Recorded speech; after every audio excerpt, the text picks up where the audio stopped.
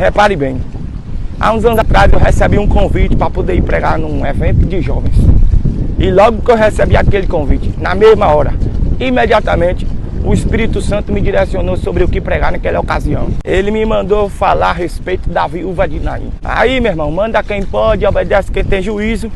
Diante do direcionamento, eu fui estudar, né, a respeito do texto. Essa mulher já tinha enterrado o marido, claro, né, é viúva. E a narrativa bíblica sobre ela diz que quando Jesus foi encontrar com ela, ela estava a caminho do cemitério pela segunda vez. Agora, para poder sepultar o seu filho, o único filho que ela tinha. E a Bíblia diz que Jesus ressuscitou o menino. Aí eu comecei a pesquisar, analisar o texto, aprender sobre o contexto, e Deus foi conversando comigo. Espia só, naquela época a sociedade funcionava debaixo de uma construção patriarcal muito rigorosa. As mulheres não tinham vez e nem tinham voz. As mulheres eram ensinadas que sem um homem elas não seriam ninguém.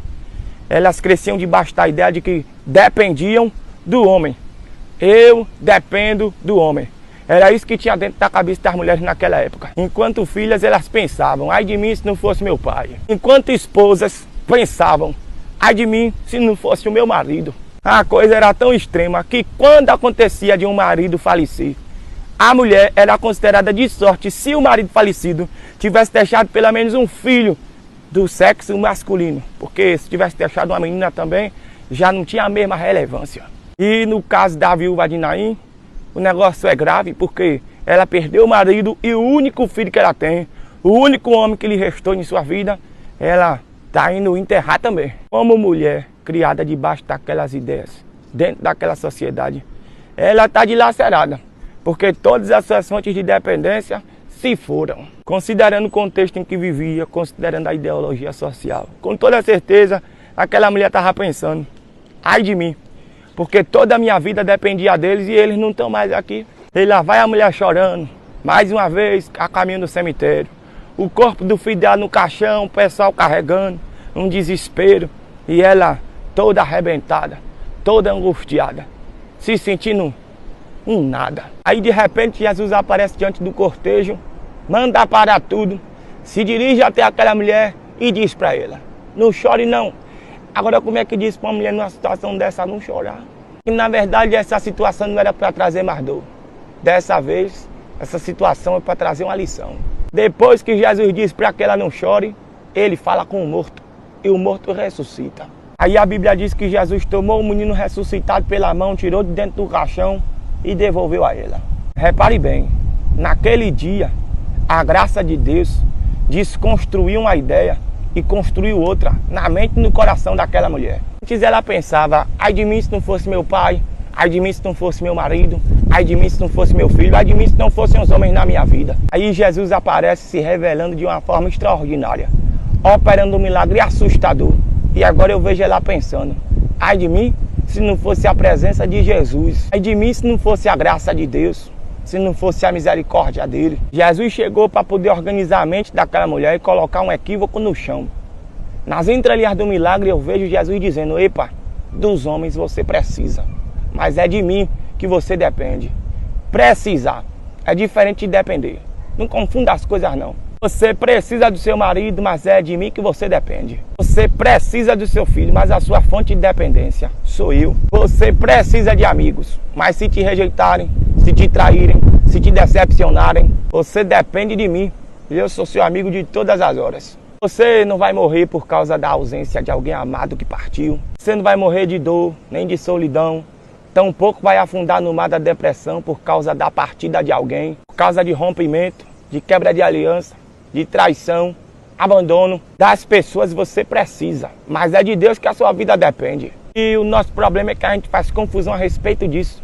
A gente se comporta como se a gente dependesse das coisas e das pessoas. Aí, quando alguma coisa ou alguém nos falta, tem gente que perde até o prazer de viver. A mulher de Jó é um exemplo dessa confusão que a gente faz. Quando ela perdeu coisas e pessoas, ela não aguentou, virou para Jó e disse, amaldiçoa teu Deus e morre. Porque na cabeça dela viver sem certas coisas e sem certas pessoas não valia a pena. Mas em contrapartida Jó disse, como fala uma louca mulher, tu falaste agora contra Jeová. Você aceitou o bem com prazer e o mal você não pode aceitar.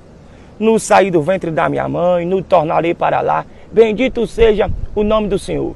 Aí, ó, nas entrelinhas do que Jó diz, eu vejo ele dizendo: mulher, das coisas, das pessoas, a gente precisa, mas a nossa vida depende mesmo é de Deus. Agora deixa eu contar aqui um testemunho pessoal. Eu precisava fazer esse resumo da pregação daquele dia para poder você entender o testemunho na essência. Eu lia o texto, estudava o texto, refletia sobre o texto para poder falar no evento, né? E Jesus ia conversando comigo. É de mim que você depende. Ao perder coisas, ao perder pessoas, não se desestabilize ao ponto de perder toda a noção, todo o equilíbrio. Lembre e nunca se esqueça que eu sou a sua fonte de dependência. O Espírito de Deus me dizia: é isso que você vai pregar no evento. Aí, um dia antes de eu viajar para poder ir pregar, eu fui arrumar a minha mala, né? Peguei minhas vestes, uma beca de respeito para poder realçar minha elegância, que já me ocorre naturalmente, graças a Deus. Mas na hora que eu fui pegar meu sapato para poder colocar na mala, o único sapato que eu tinha na época, o bicho estava descolando, que estava com um buraco medonho debaixo. Eu colava e ele descolava. Eu colava e ele descolava. A cola acabou e o bicho estava lá com a bocona aberta. E eu pensei: misericórdia, deu ruim. Mas aquela palavra não saía da minha cabeça e eu estava recebendo de Deus a mensagem: é de mim que você depende. Deus falava comigo o tempo inteiro. As coisas e das pessoas você precisa, mas a sua fonte de dependência sou eu. E eu estava arrumando a mala por volta das 10 da manhã do dia anterior da viagem. E eu preocupei, né? Porque do jeito que o sapato estava descolando, eu corria o risco de perder a sola caso eu calçasse aquilo. Passar vergonha, entendeu? Um pedaço do sapato ficar pelo chão mesmo. Eu não tinha dinheiro para poder comprar outro. O evento era importante. Eu pensei: vou passar vergonha. O que foi que eu fiz?